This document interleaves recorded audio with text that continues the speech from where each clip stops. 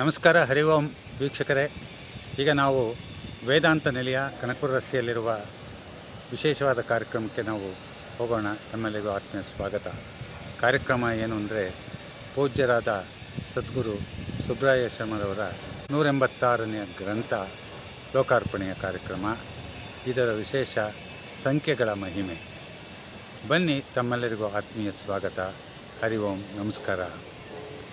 ನಮಗೆ ವಿಶೇಷವಾಗಿ ಸಹಕಾರ ನೀಡಿದ ಶ್ರೀಮತಿ ಗೀತಾರಾಣಿಯವರು ಹಾಗೂ ಶ್ರೀ ಹರಿಕುಮಾರ್ ಅವರಿಗೆ ನಮ್ಮ ಧನ್ಯವಾದಗಳು.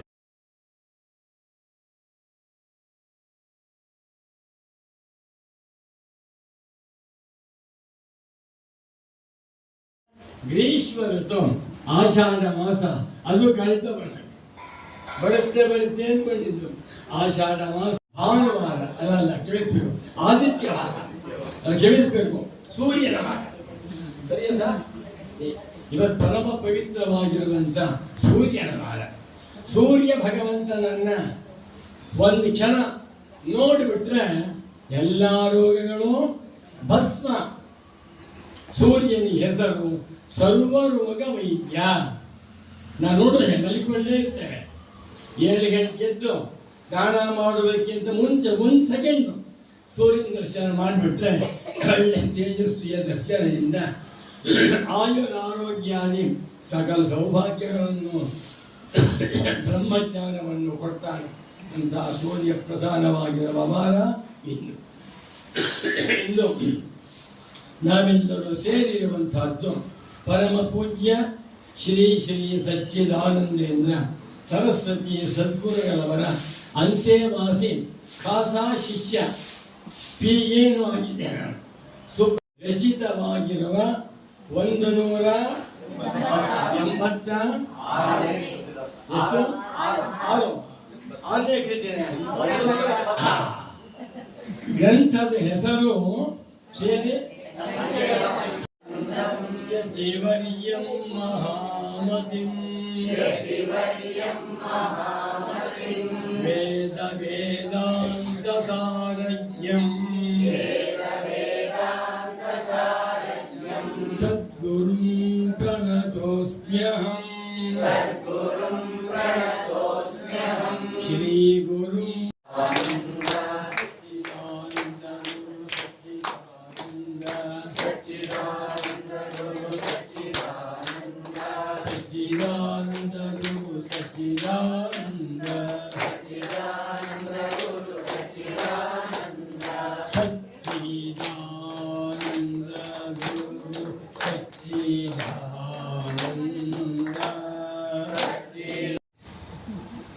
ನಮ್ಮ ಭಾರತೀಯ ಸನಾತನ ಹಿಂದೂ ಸಂಪ್ರದಾಯದಲ್ಲಿ 1, 2, 3, 4 ಪ್ರತಿಯೊಂದಕ್ಕೂ ಮಹತ್ವ ಉಂಟು.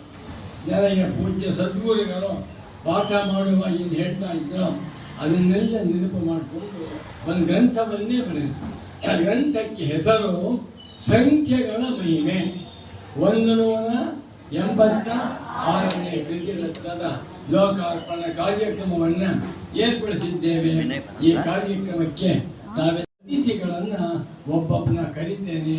ದಯಮಾಡಿ ನಮ್ಮ ಪೀಠವನ್ನ ಅಲಂಕರಿಸಬೇಕು ಅಂತ ಕೇಳ್ಬೇಕು. ಮೊಟ್ಟ ಮೊದಲಿಗೆ ಸದ್ಗುರು ಭಕ್ತರಾಗಿರುವಂತಹ BS ಪ್ರಕಾಶ್ ಡೆಲ್ಲಿಯಲ್ಲಿ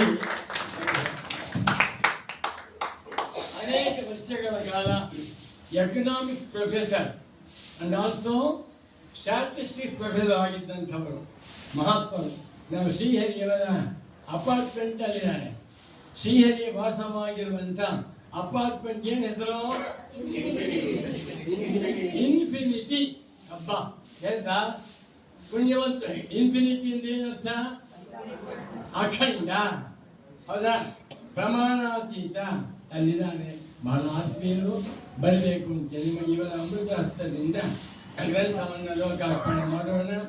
ಇಂದಿನ ಕಾರ್ಯಕ್ರಮಕ್ಕೆ ಅಧ್ಯಕ್ಷತೆ ವಹಿಸುವಂತೆ ನಮ್ಮೆಲ್ಲರಿಗೂ ಚಿರಪರಿಚಿತರಾಗಿರುವಂತಹ ಸನ್ಮಾನ್ಯರಾದ ಪ್ರೊಫೆಸರ್ ಪುರುಷೋತ್ತಮದಿಂದ ಒಂದು 5 ನಿಮಿಷ ಮಾತಾಡ್ತಿದ್ದೆ. ಇದು 5ನೇ ಚಾಪ್ಟರ್ ಅಲ್ಲಿ 9ನೇ ಶ್ಲೋಕದ ಅರ್ಥದ ಬಗ್ಗೆ ಮಾತಾಡ್ತಿದ್ದೆ. ಅವಾಗ ಅವ್ರು ನನಗೆ ಅವ್ರದ್ದು ಬುಕ್ಕಿಂದ ಒಂದು ಪೇಜು ಸ್ನ್ಯಾಪ್ಶಾಟ್ ನನಗೆ ಕಳಿಸಿದ್ರು. ಅದನ್ನು ಓದಿದ ಮೇಲೆ ನನಗೆ ಎಷ್ಟು ಸರಳವಾಗಿ ಎಕ್ಸ್ಪ್ಲೇನ್ ಮಾಡಿದ್ದಾರೆ. ಅದರಲ್ಲಿ ಏನಿತ್ತು ಅಂತಂದರೆ, ನಮ್ಮ ಕಣ್ಣು ನೋಡುತ್ತೆ, ಕೈ ಕೆಲಸ ಮಾಡುತ್ತೆ, ಈಗ ನಮ್ಮ ಪಾರ್ಶ್ವದ ಮಾಡಿ ಬೇರೆ ಬೇರೆ ಅದರಷ್ಟೇ ಅದ್ರ ಕೆಲಸ ಮಾಡ್ತಿರುತ್ತೆ. ನಾನು ಮಾಡಿದೆ ಅಂತ ಹೇಳೋದು, ಅವ್ರವ್ರ ಕೆಲಸ ಅವ್ರವ್ರು ಮಾಡ್ತಿರೋದ್ರಿಂದ ನಾವು ಓಡಾಡ್ಕೊಂಡಿದ್ದೀವಿ, ಎಲ್ಲ ಬುದ್ಧಿಗಿದ್ದೆ ಎಲ್ಲ ಸರಿಯಾಗಿ ಇಟ್ಕೊಂಡಿದ್ದೀವಿ. ಅದನ್ನು ಕೊಡೋದು ಭಗವಂತ. ಅದರಿಂದ ಅದು ನಾವು ಅಟ್ಯಾಚ್ಮೆಂಟ್ ಆ್ಯಂಡ್ ಡಿಟ್ಯಾಚ್ಮೆಂಟ್, ನಾವು ಅಟ್ಯಾಚ್ ಆಗಿರೋವಾಗಿಲ್ಲ, ನಮ್ಮ ಪಾಠದ ಬಾಡಿಗೆ ಅಟ್ಯಾಚ್ ಆಗಿರೋವಾಗಿಲ್ಲ. ನಾವು ಡಿಟ್ಯಾಚ್ಮೆಂಟ್ ಏನು ಅಂತ ಕಲ್ತ್ಕೊಂಡ್ರೆ ನಮಗೆ ಇನ್ನರ್ ಪೀಸ್ಗೆ ಜಾಸ್ತಿ ಆಪರ್ಚುನಿಟಿ ಸಿಗ್ತದೆ. ಸೊ ಈ ಥರದ ಒಂದು ಶ್ಲೋಕ ಒಂದು ಪೇಜ್ ಮೂಲಕ ನನಗೆ ಪರಿಚಯ ಆಯಿತು.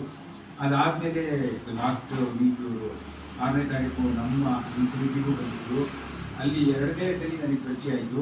ಆಮೇಲೆ ಒಂದು ಸ್ವಲ್ಪ ದಿನ ಆಗುತ್ತೋ ಅವ್ರು ನನ್ನನ್ನು ಕರೆದ್ರು, ನೀವು ಬರ್ತೀರಾ 10 ನಿಮಿಷಕ್ಕೆ ಅಂತ. ಇವರು ನನಗೆ 10 ನಿಮಿಷಕ್ಕೆ ಬರ್ತೀರಾ ಅಂತ ಕರೀತಿದ್ದಾರಲ್ಲ ಅಂತ ನಾನು ಓಡೋದಿಲ್ಲ. ಹೋದ ತಕ್ಷಣ ಈ ಕೆಲಸಕ್ಕೆ ನೀವು ಬರಬೇಕು ಅಂತ. ನನಗೆ ಇದೆಲ್ಲ ಅಷ್ಟೊಂದು ಸರಿಯಾಗಿಲ್ಲ, ಯಾಕೆ ಬರಬೇಕು ನಾನು ಇಲ್ಲ, ನೀವು ಬನ್ನಿ, ಅಲ್ಲೆಲ್ಲ ನಾವೆಲ್ಲ ಇನ್ಫಾರ್ಮಲ್ ಆಗಿ ಮಾಡ್ತೀವಿ, ಏನು ಫಾರ್ಮ್ಯಾಲಿಟಿ ಇಲ್ಲ. ನನಗೆ ಏನಾದ್ರು ಹೇಳಬೇಕು ಅಂತಂದ್ರು, ಏನು ಹೇಳಬೇಕು ಅಂತ ನನಗೆ ಗೊತ್ತೇ ಆಗಲ್ಲ. ಅದಕ್ಕೆ ಅವ್ರು ನಿಮ್ಗೆ ಏನು ಹೇಳಬೇಕು ಅನ್ಸುತ್ತೋ ಅದು ಹೇಳಿ, ಇದೇನು ಪಾಂಡಿತ್ಯ ಪ್ರದರ್ಶನ ಏನೂ ಆಗಿಲ್ಲ ಅಂತಂದರು. ನನಗೆ ಈ ಒಂದು simple way of writing, simple way of content ನನಗೆ ಗುರುಗಳಾಗಿ ಸಿಕ್ಕಿದಾಗಿದೆ. ಸೊ ಇವತ್ತಿನ ತುಂಬ ಮಹತ್ವವಾದ ದಿವಸ. ಇನ್ನು ಏನೇನು ಹೇಳ್ಬೇಕು ಅಂತಿದ್ದೆ, ನೋಡ್ಕೊಂಡು ಹೇಳಬೇಕು, ಅವ್ರು ಚೆನ್ನಾಗಿಲ್ಲ ಅಂತ ಈಗಲೇ ನನ್ನ 2ನೇ ಯಾವೇನು ಅಂತಾರೋ. Thank you. ಏಕಂ ವೇದಾಂತ ವಿಜ್ಞಾನಂ ಸ್ವಾನುಭೂತ್ಯ ವಿರಾಜತೆ ಅಂತ ನಾವು ಅದನ್ನು ಸ್ವಾನುಭೂತ್ಯ ವಿರಾಜತೆ ಅನ್ನೋದನ್ನ ಅಂಡರ್ಲೈನ್ ಮಾಡ್ತೀವಿ. ಆ ಅನುಭವ ಇದ್ದ ಹೋದ್ರೆ ಬರೀ ಮಾತು ಉಳ್ಕೊಳ್ಳುತ್ತೆ, ಅಕ್ಷರ ಉಳ್ಕೊಳ್ಳುತ್ತೆ, ಪುಸ್ತಕ ಉಳ್ಕೊಳ್ಳುತ್ತೆ. ಆ ಅನುಭವನ ಸಂಪಾದನೆ ಮಾಡಬೇಕಾದ್ರೆ ಇಂಥ ಪುಸ್ತಕಗಳನ್ನ ಓದಿ, ಇಂಥ ಮಹಾತ್ಮರ ಮಾತುಗಳನ್ನ ಕೇಳಿ, ಸಣ್ಣ ಮಾರ್ಗದಲ್ಲಿ ನಡೆದು ಆತ್ಮ ಸಾಧನೆಯನ್ನು ಮಾಡಿ ನಾವು ಉದ್ಧಾರ ಮಾಡಬೇಕು. ನೋಡಿ, ಈ ಸಂಖ್ಯೆಗಳು ಎಷ್ಟೇ ವಿಸ್ತಾರವಾಗಿ ಬೆಳೆದ್ರು ಕೊನೆಯಲ್ಲಿ ನಾವು ನಿಲ್ಬೇಕಾದ ಯಾವ ಅವರೇನೆ ನಾನಾ ದೇವತೆಗಳ ಸ್ತೋತ್ರವನ್ನು ಮಾಡಿದ್ದಾರೆ. ಅಂದ್ರೇನು, ಸಂಖ್ಯೆ ಒಂದೇ ಇದ್ರು ಅದು ಬೆಳೆದ್ರು ಆ ಜ್ಯೋತಿ ಮುತ್ಕೊಂಡೇ ಮುಂದೆ ಬೆಳೆದ್ರೆ ನಾನಾ ದೇವತೆಗಳ ಸ್ವರೂಪದಲ್ಲಿ ಅದೆಲ್ಲವೂ ನಮಗೆ ಪೂಜ್ಯವೇ. ಕೊನೆಯಲ್ಲಿ ಹೋಗಿ ಆ ಅದ್ವೈತದಲ್ಲೇ ನಿಲ್ಲಬೇಕು, ಅದು ಇದ್ದೇ ಇದೆ. ಆದ್ರಿಂದ ಈ ಎಲ್ಲ ಸಂಖ್ಯೆಗಳು ನಮಗೆ ಬಹಳ ಪೂಜ್ಯವೇ.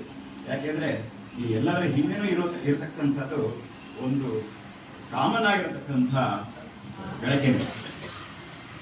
ನಾವು ವಿಸ್ತಾರ ಮಾಡ್ತಾ ಮಾಡ್ತಾ ಮೂಲನ ಮರಿಬಾರ್ದು. ಯಾಕೆಂದ್ರೆ ತುಂಬ ಪ್ರವಚನ ಕೇಳ್ತೀವಿ, ತುಂಬ ಓದ್ತೀವಿ, ಇಷ್ಟು ಮಾತ್ರದಿಂದ ಭಗವಂತ ಸಿಗುವುದಿಲ್ಲ. ಅದಕ್ಕೋಸ್ಕರ ಸಾಧನೆ ಮಾಡಬೇಕು. ಶ್ರುತಿನೇ ಹೇಳುತ್ತೆ, ನಾಯಮಾತ್ಮ ಪ್ರವಚನೇನ ಲಭ್ಯ ನ ಮೇಧಯ ಬಹುನಾ ಶ್ರುತೇನ ಅಂತ. ಅದೇ ಇನ್ನೊಂದು ಕಡೆ ಹೇಳುತ್ತೆ, ಬಹುಭಿ ಶ್ರೋತವ್ಯಂ ಬಹುಧಾ ಶ್ರೋತವ್ಯಂ ಅಂತ. ಅಂದ್ರೆ ಏನು ಅಂದ್ರೆ, ಭಗವಂತನನ್ನು ಸೇರೋದಕ್ಕೆ ಈ ಪ್ರವಚನಗಳು ನಮಗೆ ಸ್ಫೂರ್ತಿಯನ್ನು ಕೊಡಬೇಕು. ಬರೀ ಕೇಳೋದ್ರಿಂದ ನಾವು ಉದ್ಧಾರ ಆಗಲ್ಲ.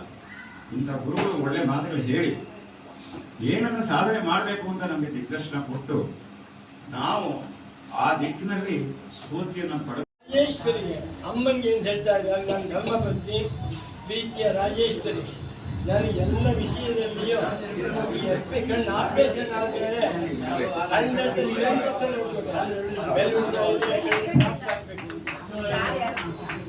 ಶಾಲಿರ್ಲಿ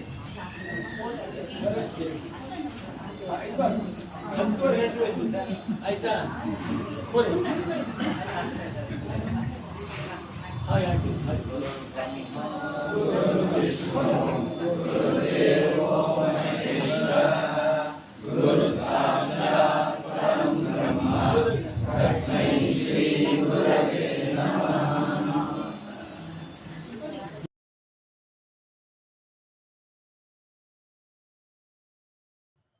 ಹರಿ ಓಂ. ನಮಸ್ಕಾರ ವೀಕ್ಷಕರೇ. ಈ ವಿಶೇಷವಾದ ಗ್ರಂಥ ಲೋಕಾರ್ಪಣೆ ಕಾರ್ಯಕ್ರಮದಲ್ಲಿ ಎಲ್ಲ ಆಗಮಿಸಿರುವ ಗಣ್ಯರು ಈ ಗ್ರಂಥದ ಬಗ್ಗೆ ಮಾತನಾಡಿದ್ದಾರೆ. ಆದರೆ ಟೆಕ್ನಿಕಲ್ ಪ್ರಾಬ್ಲಮ್ಮಿಂದ ನಮ್ಮ ಕೆಲವೇ ಗಣ್ಯರ ವಿಡಿಯೋವನ್ನು ಸ್ವಲ್ಪ ಮಾಡಲಾಗಿದೆ ಹಾಗೂ ಕೆಲವು ಗಣ್ಯರ ವಿಡಿಯೋಗಳು ಬಂದಿಲ್ಲ. ದಯವಿಟ್ಟು ಅವರೆಲ್ಲರೂ ಕ್ಷಮಿಸಬೇಕಾಗಿ ವಿನಂತಿ. ಹರಿ ಓಂ. ನಮಸ್ಕಾರ.